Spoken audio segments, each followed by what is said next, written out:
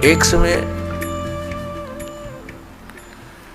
एक सिमली नाम की लड़की थी और वो किसी गुरु से उपदेशी थी, आस्था भगवान में गणी थी। और प्रारंभ से ही ये ऐसा रहा है कि जगत और भक्त का आपस में मतभेद बना रहा, और जिस कारण से भक्तों को बहुत कठिन यातनाएं सहन करनी पड़ी। संसार की रीतियां, सांसारिक जो परंपराएं हैं, वो यहाँ इस काल के जाल में रहने के लिए व्यवस्थित है, एक व्यवस्था है। और जो लोग परमात्मा से परिचित नहीं है वो इन्हीं में व्यवस्थित है। उस लड़की की बहुत आस्था थी। नगर के बाहर एक साधु का आश्रम था। वो लड़की उस महात्मा को आहार करा के आती थी, उनकी सेवा भी करती थी और शाम के समय अपने घर आ जाती थी। कुल के लोगों ने, परिजनों ने बहुत कुछ प्रतिबंध लगाए, लेकिन लड़की नहीं मानी। उस सिमली का एक भाई था, मंसूर नाम था उसका। उसको अन्य व्यक्तियों ने कहा कि आपकी बहन शाम के समय और गैर टाइम को वक्त जाती है संत के आश्रम में। देख ले भाई, इज्जत का सवाल है और पूरे नगर में चर्चा चलती है अपनी बहन को बनाकर। अब मंसूर ने सोचा भी पहले ये देख तो लूं, वास्तव में वहां उस आश्रम में ऐसा क्या है।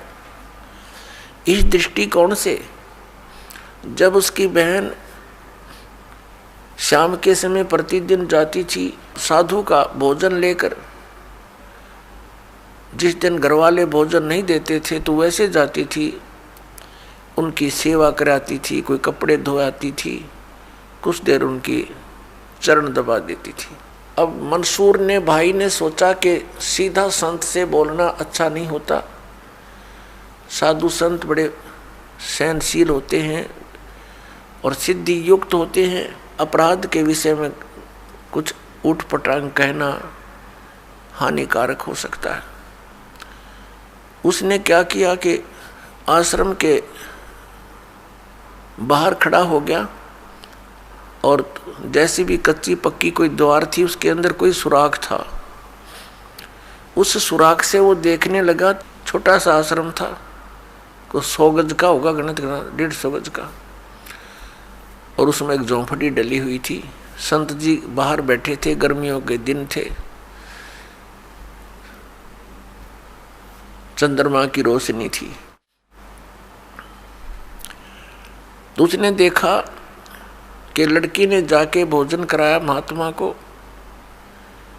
फिर बर्तन साफ किए, 1-2 कपड़ा धोआ, फिर महाराज जी के चरणों को दबाने लगी, सेवा करने लगी।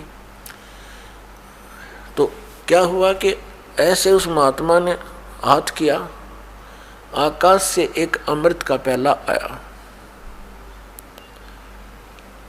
संत ने पिया, आधा उस बेटी को दिया। संत ने कहा कि बेटी, इसमें से थोड़ा सा एक नालायक व्यक्ति खड़ा है, उसके भी मार दे एक छींट। इस सुराख के अंदर से जा और उसके भी लगा दे, थोड़ी सी कल्याण हो जा। एक नालायक व्यक्ति खड़ा है। अब उसने जाकर के, लड़की ने आदेश पालन करना था, सुराख में से ऐसे कर दिया। उसने देखा कौन है, कैसे है, तो उसके भी जीभ पर वो थोड़ा सा अमृत की छींट लगी। एकदम उसके हृदय में एक विशेष प्रेरणा हुई कि मैं बहुत पापी हूं, मैं नीच हूं, और ऐसे पाक साफ महापुरुष के विषय में मेरे मन में दोष आया। रोता हुआ आश्रम के अंदर प्रवेश हुआ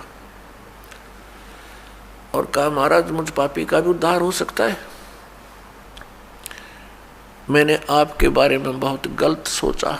उस संत ने कहा, बेटा जब तक बोध नहीं होता, ज्ञान नहीं होता, तब तक प्राणी के ऐसे अपराध अक्षमा करने योग्य होते हैं। और बेटा कोई जानबूझ कर करोगे, दीक्षा उपदेश लेने के बाद आपके मन में ऐसा संत के गुरु के प्रति दोष आता है तो फिर आप पाप के भागी भारी बन जाओगे। काफी देर सत्संग सुनाया। प्रतिदिन वो भक्त अपनी बहन के साथ दिल्ली आने लग गया। खूब सत्संग सुना, दोनों बहन भाई मिलकर सेवा करते थे। फिर क्या हुआ कि उसके हृदय में एक ऐसी प्रेरणा हुई, अनल हक। उस संत ने उसको एक मंत्र दे दिया, अनल हक, कि इसका जाप किया कर। अपन आत्माओं, पिछले पुण्यकर्मी प्राणी ही परमात्मा की खोज में लगते हैं। उनको ही इतना शीघ्र इन बातों का असर होता है, संत के वचनों का। तो महान पुण्यात्माओं में से एक था मंसूर, और संत की कृपा से उसके पिछले पुण्य स्टार्ट हो जाते हैं, उदय हो जाते हैं, और वो प्रेरित होकर के वो भक्ति प्रारंभ कर देता है। जैसे एक फॉर एग्जाम्पल,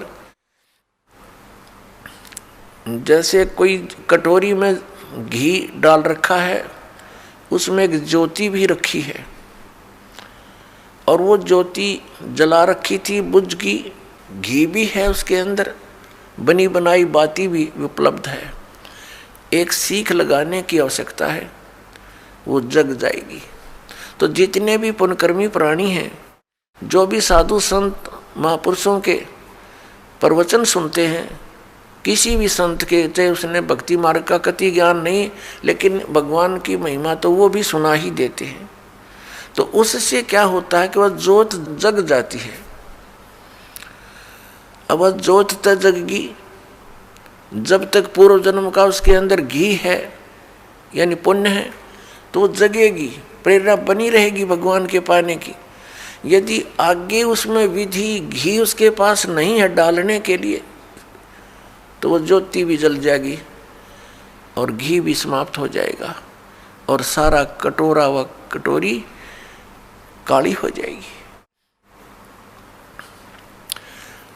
तो पुण्यात्मा, उस अनल हक मंत्र के गुरु जी ने दे दिया, जो मंत्र देना था उसको। अनल हक का अर्थ होता है अहम ब्रह्मास्मि, मैं ही ब्रह्म हूं, मैं ही परमात्मा हूं, अनल हक। हालांकि ये कोई मंत्र वंत्र नहीं था, लेकिन उस मंसूर के अंदर वो पूर्व जन्म का घी और ज्योति रह रही थी, वह जगेगी। अब उस मंत्र से भविष्य में तो कोई लाभ उसको होना नहीं था, क्योंकि वो चार्जर ठीक नहीं था। पूर्व जन्म की बैटरी से उसमें इतना प्रभाव था, इतने पुण्यों से, कि उसने अनल हक कहना शुरू कर दिया कि मैं ही परमात्मा हूँ। अब भोली आत्माओं, पुण्यात्माओं को जैसा भी गुरु ज्ञान देता है, वो तो दृढ़ होते हैं। गुरु जी ने 2 दूना 6 कह दिया तो वो 6 ही बोलते रहेंगे। घरवाला कहेगा, कोई उसको बताना चाहेगा, वो नहीं मानेगा, कहता नहीं मेरे गुरु जी ने ऐसे ही बोला। तो अबोध बच्चे ऐसे ही होते हैं। इस बात का ज्ञान पूरे मुसलमान धर्म में हुआ, क्योंकि वो मुसलमान धर्म से संबंधित था, और मुसलमान धर्म ये मानता है कि जीव ब्रह्म नहीं हो सकता। वैसे तो जीव ब्रह्म हो ही नहीं सकता, ये तो अंडरस्टूड है। जीव तो ब्रह्म है ही नहीं, ब्रह्म अलग है, जीव अलग है। ब्रह्म मीन भगवान, जो जीव का भी उत्पत्ति करता है। लेकिन मुसलमान धर्म ये मानते हैं कि पृथ्वी पर परमात्मा नहीं आ सकता। वह तो 7वें आसमान में रहता है, 7वें स्वर्ग में। और कोई ये कहता है कि पृथ्वी पर परमात्मा है, वो दंड का अधिकारी है, वो भ्रमित कर रहा है, मुसलमान धर्म के विधान को बिगाड़ रहा है। इस कारण से मंसूर को बहुत बार समझाया, राजा तक बात गई। बहुत कुछ कहा लेकिन नहीं माना, अनल हक करता रहा। उसको कहा कि तू ऐसा मत बोल।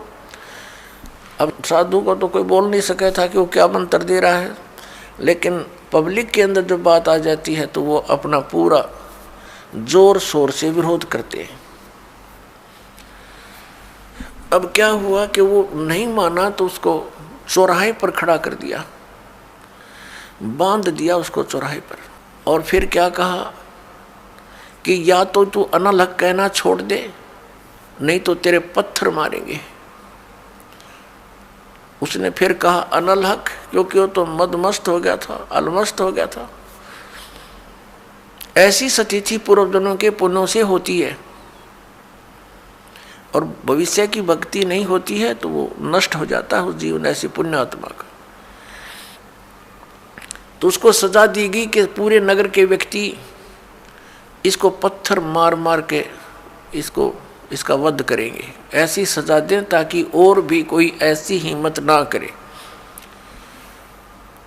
तो सभी लाइन में आ रहे थे और पत्थर मार रहे थे, तू पापी है, पत्थर मार रहे थे, निकल जाते थे। अब उसकी बहन सिमली का भी नंबर आ गया। जब और पत्थर लगा रहे थे वो हंस रहा था, अनल हक अनल हक हंस रहा था। और जब उसकी बहन सिमली का नंबर आया वो भी लाइन में खड़ी थी। तो बहन ने सोचा पत्थर तो मैं नहीं मारूंगी, लेकिन लोक लाज में आके उसने फूल उठा लिया कि मैं फूल मार आऊंगी उसके। यहाँ ये लोग भी ना मेरा विरोध करेंगे और भाई का चोट भी ना लगेगी। उसने फूल मारा, फूल मारते ही वो रोने लग गया,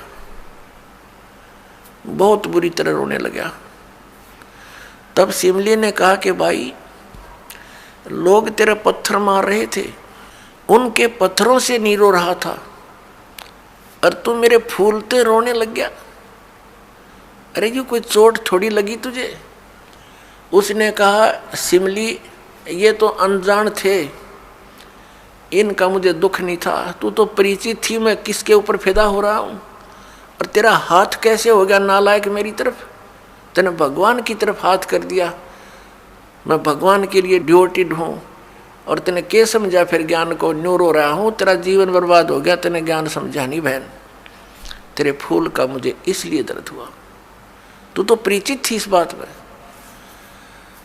उसके बाद नहीं मरा वो पत्थरों से, कहने लगा या तो कहना छोड़ दे अनल हक, नहीं तेरा हाथ काटेंगे। उसने कहा अनल हक, हाथ काट दिया। फिर कहा दूसरा हाथ काटेंगे या बंद कर दे, अनल हक। तेरी गर्दन काटेंगे, बंद कर दे, अनल हक, काट दिया। अब उसको गाड़ा नहीं, मुसलमान धर्म में नीचे दफनाते हैं जमीन में, उसको सवा कर दिया काफिर समझकर कि काफिर जलाए जाते हैं, उनकी सोच है। और उस राख को जल में फेंक दिया कि इसका नामो निशान मिट जा दरिया में। कहते हैं वो राख भी, ऐस भी, वो बबूत भी अनल हक अनल हक अनल हक करती जा रही है।